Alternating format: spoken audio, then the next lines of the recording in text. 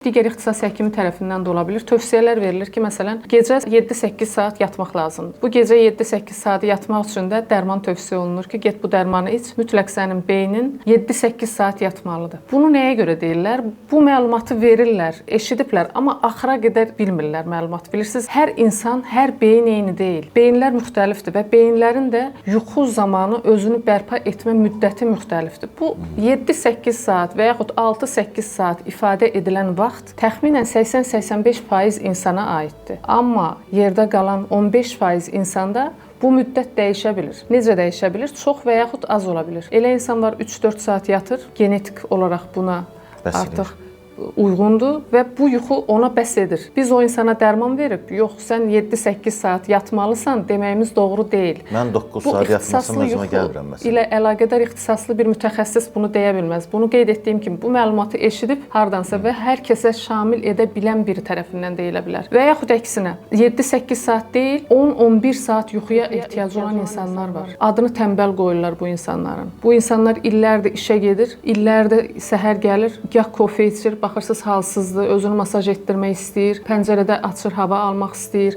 müxtəlif üsullardan istifadə edir ki, o yuxudan oyanıqlığa keçmə dönəmi düzəlsin bu insanda.